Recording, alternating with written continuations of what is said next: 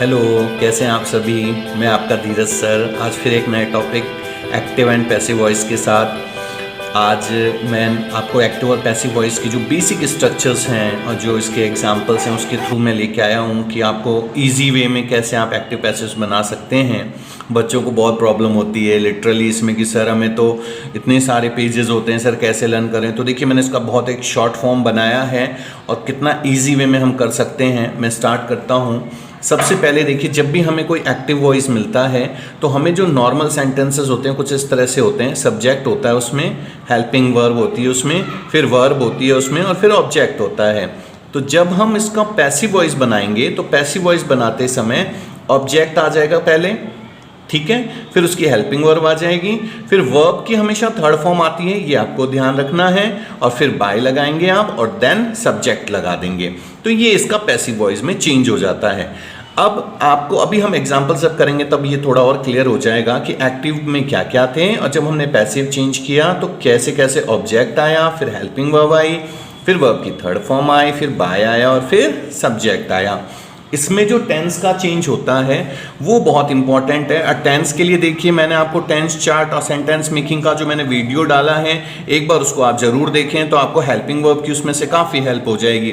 फिर भी मैं आपको थोड़ा सा और बता देता हूं कि इसमें जितने भी सिंपल सेंटेंसेस हैं वो सारे सिंपल सेंटेंसेस जो हैं वो कंटिन्यूस में चेंज हो जाएंगे। लाइक अगर सिंपल प्रेजेंट है तो प्रेजेंट कंटिन्यूस में चेंज हो जाएगा, सिंपल पास्ट है तो पास्ट कंटिन्यूस में चेंज हो जाएगा, फ्यूचर है, सिंपल फ्यूचर है तो फ्यूचर कंटिन्यूस में चेंज हो जाएगा। सेम अगर कंटिन्यूस है, किसी भी तीनों टेंस में से किसी का भी कंटिन्यूस है तो कंटिन्यूस में ही रहेगा, उसके साथ बस बीइंग लग जाता है, BEING बीइंग लग जाएगा। और अगर परफेक्ट है, जैसे सपोज दैट प्रेजेंट परफेक्ट है, पास्ट परफेक्ट है, फ्यूचर परफेक्ट है, तो परफेक्ट में ही रहेगा लेकिन उसके साथ क्या लग जाता है, बीन। ये बस आपको ध्यान रखना है कि सिंपल कंटिन्यूस में चेंज हो जाते हैं टेंस से रिलेटेड, कंटिन्यूस कंटिन्यूस में ही रहता है लेकिन बीइंग लग जाएगा, और परफेक्ट परफेक्ट में ही रहेगा और उसके साथ बीन लग जाता है। मैंने इसके लिए कुछ एग्जांपल्स बनाए हैं, अभी अपन इनको सॉल्व करते हैं। देखिए जैसे सबसे पहले मैंने बनाया है कि ही स्पीक्स इंग्लिश। अब आप देख सकते हैं SEIS लग गया तो ये सिंपल प्रेजेंट टेंस हो गया। तो जब हम सिंपल प्रेजेंट टेंस को चेंज करते हैं तो देखिए सिंपल किस में जाएगा, कंटिन्यूस में, और जब आप प्रेजेंट कंटिन्यूस में जाते हैं तो वहां पर क्या आता है हमारे पास, इज MR। तो देखिए मैं चेंज कर रहा हूं, देखिए ये इसका एक्टिव वॉइस है, अब मैं पैसिव वॉइस चेंज कर रहा हूं। ऊपर फिंगर की तरफ देखिए, देखते रहिए। तो सबसे पहले मुझे क्या लेना है, ऊपर आ जाइए, ऑब्जेक्ट। तो ऑब्जेक्ट क्या है इसका, इंग्लिश। तो देखिए हमने लिया इंग्लिश। अब हेल्पिंग वर्ब, तो कंटिन्यूस में क्या आता है, इज MR, तो ये सिंगुलर है तो इसलिए इज, तो इंग्लिश इज। अब ये स्पीक है तो इसकी थर्ड फॉर्म क्या हो जाएगी, स्पोकन। स्पोकन, देखिए मैंने हेल्पिंग वर्ब क्या ले लिया, इज, वर्ब की थर्ड फॉर्म हो गई स्पोकन। अब नेक्स्ट क्या लगाना है मुझे, बाय और सब्जेक्ट, तो बाय लगा दिया, और बाय के बाद सब्जेक्ट देखिए ही, तो ही का जब भी हम पैसिव वॉइस में चेंज करते हैं तो ये चेंज हो जाता है हिम में। अच्छा, अब इसमें देखिए ये हो गया आपका ऑब्जेक्ट, ये हो गई आपकी हेल्पिंग वर्ब, ये हो गई वर्ब की थर्ड फॉर्म, ये बाय और ये सब्जेक्ट। तो ये हमने सिंपल का चेंज किया। अब ऐसे ही अगर आप कंटिन्यूस करते हैं, देखिए मैंने इसमें कंटिन्यूस में पास्ट कंटिन्यूस लिया है। अब हम पास्ट कंटिन्यूस चेंज करते हैं तो देखिए पास्ट कंटिन्यूस में कैसे चेंज हो जाएगा ये। पास्ट कंटिन्यूस में देखिए ऑब्जेक्ट क्या है मेरे पास, इंग्लिश। अब मैं इसको इंग्लिश में लेता हूं, देखिए इंग्लिश। अब देखिए कंटिन्यूस कंटिन्यूस में ही रहेगा, क्या लग जाएगा, बीइंग। तो वॉज, ये भी सिंगुलर ही है तो वॉज का वॉज ही रह गया। अगर यहाँ पे प्लूरल होता तो वॉज की जगह क्या आ जाता है कंटिन्यूस में, वर। वॉज वर यूज करते हैं ना पास्ट कंटिन्यूस में, इसीलिए।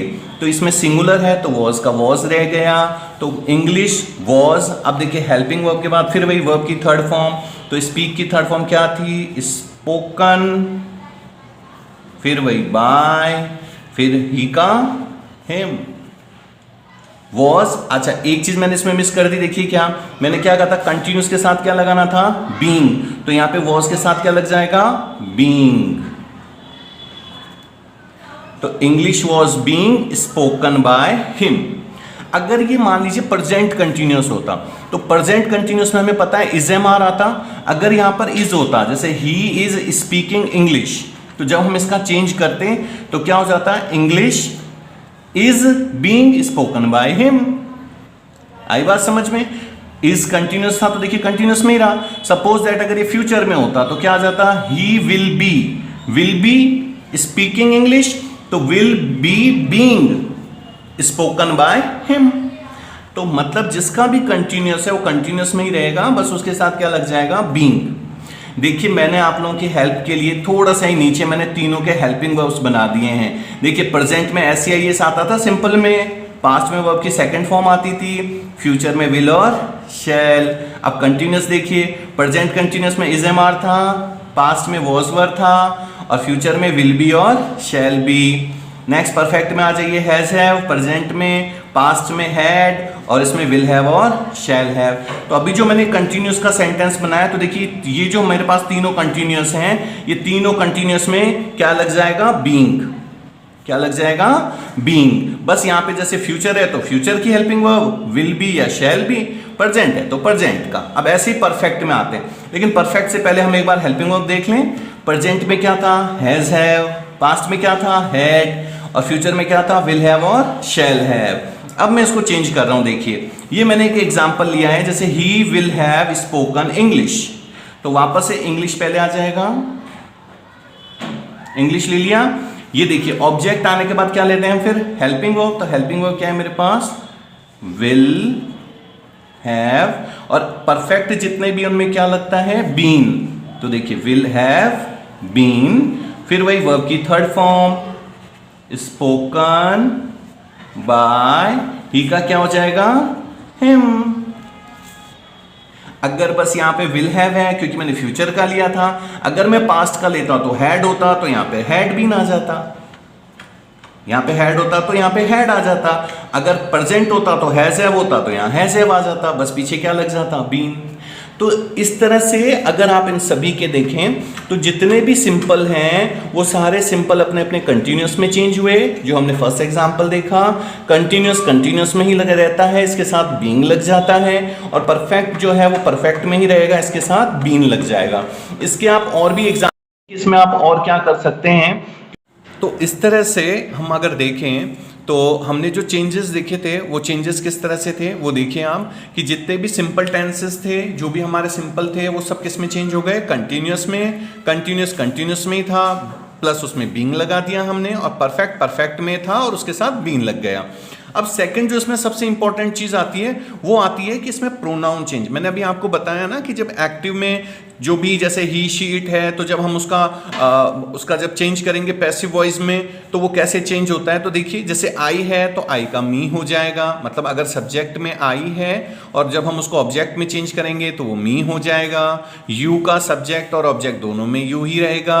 शी का हर हो जाएगा, दे का दैम, और इसी तरह से वी को अगर आप देखेंगे तो अस में चेंज हो जाएगा, और ही का हिम। जैसे मान लीजिए सब्जेक्ट में अगर ही है तो जब हम ऑब्जेक्ट में चेंज करेंगे तो वो हिम में चेंज हो जाएगा। ऐसे ही इट का इट रहेगा, और अगर सब्जेक्ट में WHO में हु है तो वो वाई हुम में चेंज हो जाता है। तो ये प्रोनाउन का चार्ट आपको लर्न करना है, क्योंकि ये आपके इसमें भी काम आएगा और जब आप डायरेक्ट इनडायरेक्ट बनाएंगे तो उसमें भी काम आएगा। नेक्स्ट अब हम आते हैं इंपेरेटिव सेंटेंसेस में। देखिए इंपेरेटिव जो भी आपको आज्ञा वाले जैसे सेंटेंसेस होते हैं, जब कोई आज्ञार्थक शब्द देता है, जैसे अभी मैंने एक एग्जांपल लिया है, देखिए ओपन द डोर, है ना। ऐसे अगर आपको सेंटेंसेस मिलते हैं तो इनमें जनरली आपको होता क्या है, वर्ब होता है और ऑब्जेक्ट होता है। तो जब आप इनको चेंज करते हैं पैसिव वॉइस में तो देखिए इसका फॉर्मेशन क्या होता है, पहले आप लेट लगाएंगे, फिर ऑब्जेक्ट लेंगे, फिर बी लेंगे, फिर वर्ब की थर्ड फॉर्म लगाते हैं। देखिए मैं अब इसको एक बार चेंज करके आपको दिखाता हूं। जैसे ये ओपन द डोर है तो पहले मुझे क्या लेना है इसमें, लेट। तो मैं पहले क्या लिखूंगा, LET लेट, फिर ऑब्जेक्ट क्या है, द डोर, ठीक है। फिर क्या लेना है, बी प्लस वर्ब की थर्ड फॉर्म, वर्ब क्या था मेरे पास, ओपन का क्या हो जाएगा, ओपन, वर्ब की third form, let the door be open. तो इसमें आप क्या करते हैं ये ध्यान रखें कि जो हमने टेंस चेंज किए थे, इंपेरेटिव में कोई टेंस का कोई हेल्पिंग वर्ब नहीं आता, सीधा BE लगाना होता है। क्या करेंगे, वापस से देखिए, पहले जो भी आपके पास सेंटेंस है पहले लेट लगाएंगे, लेट लगाने के बाद ऑब्जेक्ट लगाएंगे। देखिए ये लेट आ गया, ये ऑब्जेक्ट आ गया, फिर बीई आ गया, फिर आपको वर्ब की थर्ड फॉर्म लगा देनी है। ठीक है, जैसे ओपन द डोर, तो हमने क्या बनाया इसका, let the door be open. तो ये आपके इंपेरेटिव टाइप के अगर सेंटेंसेस आते हैं तो उसको आप हमेशा लेट से शुरू करेंगे और हेल्पिंग वर्ब जो भी है वो हमेशा बीई ही लगेगी, ये ध्यान रखना है।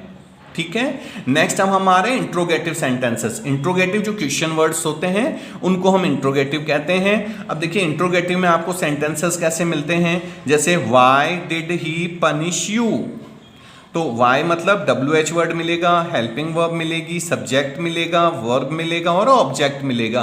तो जब आप इसका पैसिव वॉइस चेंज करेंगे तो देखिए यहाँ पे देख सकते हैं WH और हेल्पिंग वर्ब सेम रहेंगे आपके, बस यहाँ से चेंज शुरू होगा। वापस से देखिए पैसिव वॉइस वही है, ये दोनों एक्स्ट्रा आ गए थे ना WH और हेल्पिंग वर्ब, ये अपनी जगह रहेंगे, फिर वही ऑब्जेक्ट, वर्ब की थर्ड फॉर्म प्लस बाय और प्लस सब्जेक्ट। अब हम एक एग्जाम्पल को करके देखते हैं। देखिए वाई डिड था तो मैंने वाई लिखा, डिड किसको दिखाता है, सिंपल पास्ट को। तो जब आप सिंपल पास्ट को जब भी देखेंगे तो सिंपल किस में जा रहे थे, कंटिन्यूअस में, तो डिड जो है वो सिंपल पास्ट है, इसका कंटिन्यूअस देखेंगे तो आपके पास वॉज और वर आते हैं। तो यहाँ पे हमने वर क्यों लिया, क्योंकि देखिए यू है, तो यू किसका है, प्लूरल फॉर्म, तो इसलिए मैंने वर्ड लिया। तो देखिए वाई वर यू, ऑब्जेक्ट आ गया, ऑब्जेक्ट आने के बाद मुझे वर्ब की थर्ड फॉर्म लेनी थी, वर्ब पनिश था तो पनिश का क्या लिया, पनिश्ड, फिर वही बाय, और ही का क्या हो गया, हिम। अभी हमने बात की थी ना कि भाई किस में चेंज होगा, देखिए प्रोनाउन में एक बार ऊपर ले जा रहा हूं, ही का किस में चेंज हो गया था, हिम में, तो यहाँ पे ये हिम आ गया। तो जितने भी आपके इंट्रोगेटिव सेंटेंसेस हैं उसमें WH वर्ड्स और जो हेल्पिंग वर्ब है वो वैसे का वैसा ही रह जाएगा, फिर आपका ऑब्जेक्ट आ जाएगा, वर्ब की थर्ड फॉर्म आ जाएगी, बाय आएगा और सब्जेक्ट आएगा।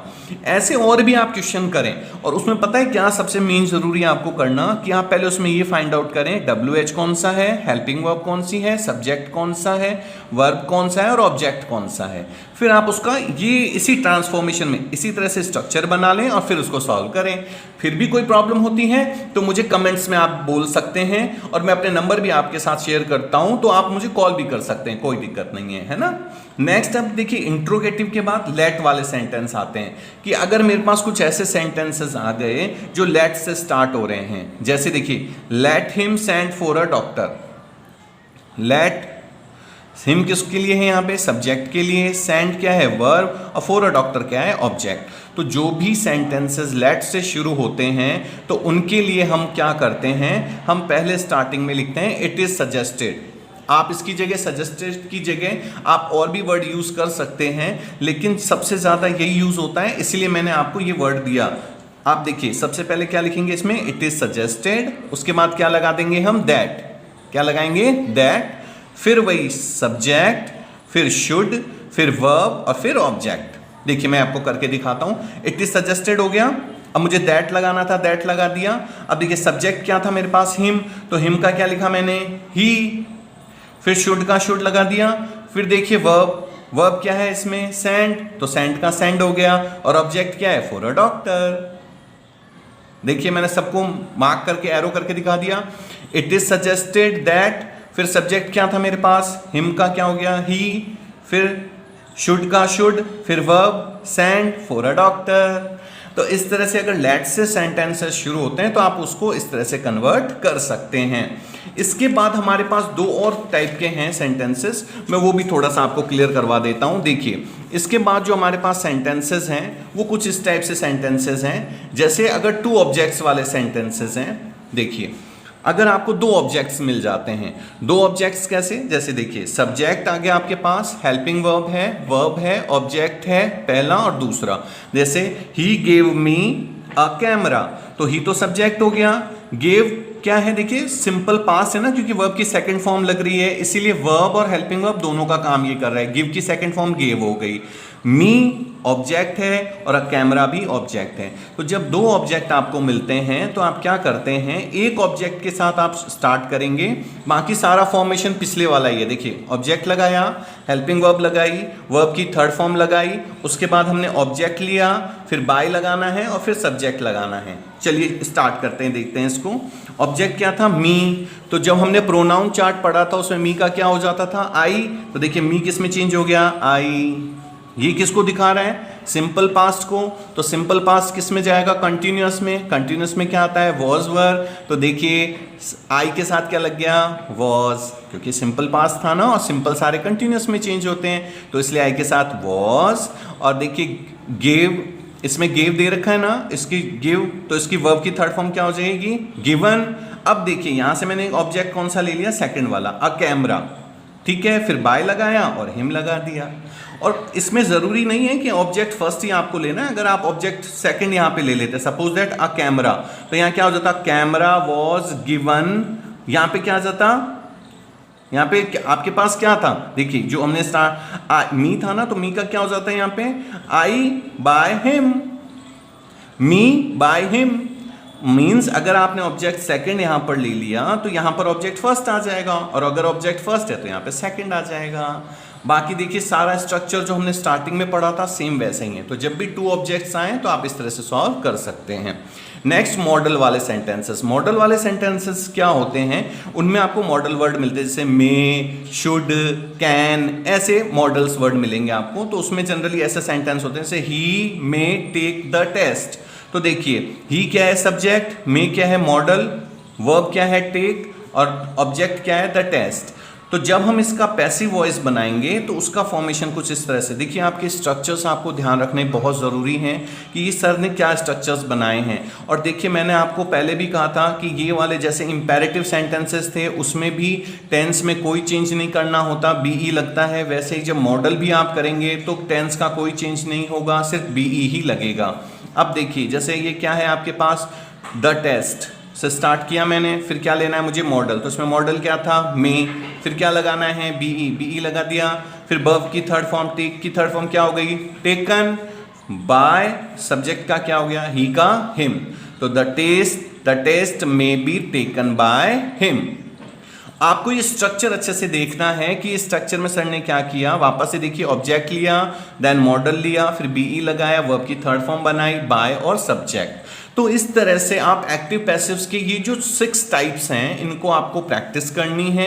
और देखिए सबसे ज़रूरी जो चीज़ होती है कि अगर आप इसकी जितनी प्रैक्टिस करेंगे, आप जो भी बुक रेफर कर रहे हैं उसमें आप प्रैक्टिस कीजिए। आप किसी भी कंपटीशन एग्जाम में जाते हैं, ये कुछ इंग्लिश के ऐसे सब्जेक्ट्स हैं, आप कितने हायर लेवल पे चले जाएं, स्कूल लेवल पे चले जाएं, हर जगह ही पूछे जाते हैं। तो आप इसकी प्रैक्टिस ज़्यादा से ज़्यादा करें। इससे रिलेटेड कोई भी क्वारीज होती है तो कमेंट करें, वीडियो को ज़्यादा से ज़्यादा शेयर करें और सब्सक्राइब करें। Thank you.